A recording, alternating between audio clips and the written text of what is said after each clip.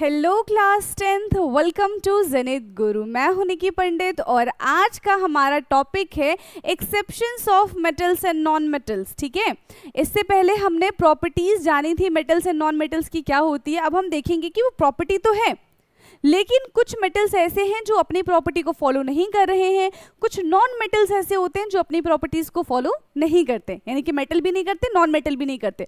तो ऐसे में क्या आता है, यहाँ पे आ जाता है एक्सेप्शन, जो अलग ही ट्रेंड फॉलो करते हैं। ठीक है, उनको एक्सेप्शन में डाल दिया जाता है।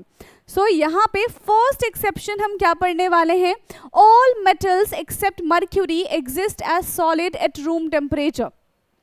सारे के सारे मेटल्स सॉलिड शेप में होते हैं, सॉलिड स्टेट में होते हैं, लेकिन मर्क्यूरी एक ऐसा मेटल है, ठीक है, जो कि लिक्विड स्टेट में पाया जाता है रूम टेम्परेचर पे। बाकी सारे के सारे मेटल सॉलिड होते हैं।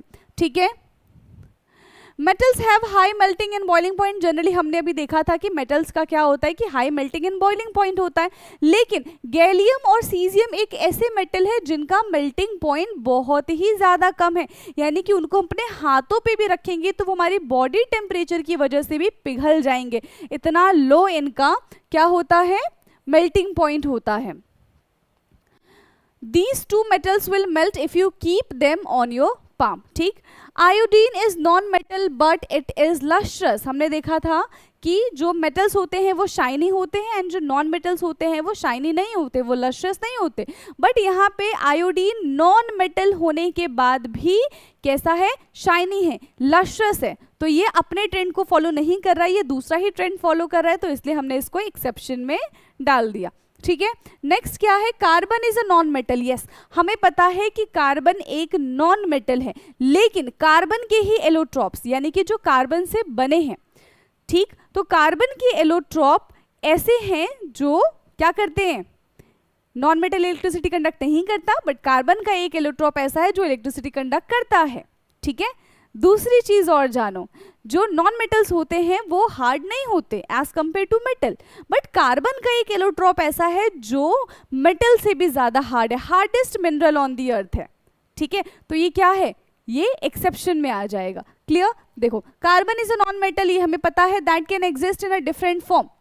ठीक, each form is called an allotrope. जो कार्बन की अलग अलग फॉर्म होती है उसको हम एलोट्रॉप्स कहते हैं।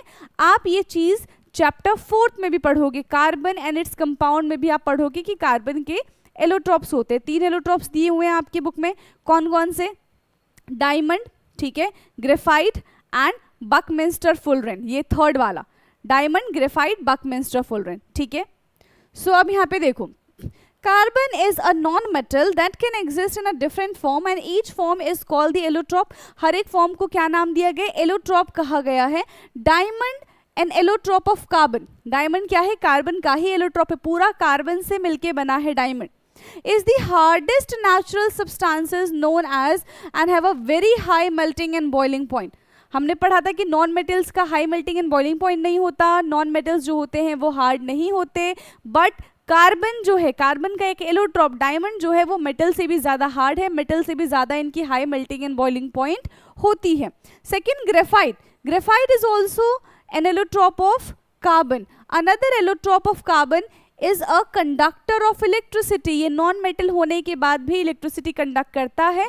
अब इसके पीछे का क्या रीजन है, सेम वही रीजन है जिसकी वजह से मेटल इलेक्ट्रिसिटी कंडक्ट करता है, due to free electrons. Due to free electrons ये इलेक्ट्रिसिटी कंडक्ट करते हैं। क्लियर, नाउ लास्ट एक्सेप्शन क्या है, एल्कली मेटल्स जैसे कि lithium, sodium, potassium are so soft, ये बहुत ज़्यादा सॉफ्ट होते हैं, that they can be cut with the knife. इतने ज़्यादा सॉफ्ट होते हैं कि हम उनको नाइफ से कट कर सकते हैं, लेकिन हमने पढ़ा था कि मेटल्स तो हार्ड होते हैं। ठीक है, मेटल्स को कट कर पाना इज नॉट पॉसिबल, लेकिन यहाँ पे क्या है, कुछ ऐसे मेटल्स होते हैं जो सॉफ्ट मेटल्स की कैटेगरी में आते हैं। क्लियर, कौन कौन से हैं, लिथियम है, सोडियम है, पोटाशियम है, जो इजीली नाइफ से कट हो जाते हैं and they have a low densities and low melting point. इनकी लो डेंसिटीज होती है, लो मेल्टिंग पॉइंट होती है। तो ये मेटल होने के बाद भी सॉफ्ट क्यों है, इसके पीछे का रीजन है कि इनके पास जो इनका ऑक्सीडेशन नंबर है, जैसे कि सोडियम का ऑक्सीडेशन नंबर कितना होता है, 1 होता है, इस पे चार्ज 1 ही है।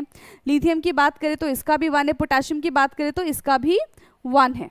ठीक है। तो 1 का क्या मतलब है कि ये सिर्फ फर्दर एक ही अदर एलिमेंट के साथ कंबाइन हो सकते हैं, और जब एक एलिमेंट दूसरे एलिमेंट के साथ कंबाइन होगा तो उनके बीच का बॉन्ड उतना स्ट्रांग नहीं बनेगा जितना एक एलिमेंट को 5 लोग घेरेंगे या फिर 4 लोग घेरेंगे तो ज़्यादा स्ट्रांग बॉन्ड बनेगा। ठीक है, तो इनकी ऑक्सीडेशन नंबर की वजह से ये सॉफ्ट मेटल की कैटेगरी में आ जाते हैं। तो यहाँ पे हमारे खत्म होते हैं सारे के सारे एक्सेप्शंस। आई होप कि ये सारे एक्सेप्शन आपको समझ में आए होंगे। आपके एग्जाम में भी यहाँ से क्वेश्चन आता है, अगर नहीं समझ में आया होगा कोई सा भी पॉइंट तो आप कमेंट बॉक्स में पूछ सकते हो। क्लियर स्टूडेंट्स, बाकी की बातें हम करेंगे नेक्स्ट क्लास में, तब तक पढ़ते रहिए। Thank you so much.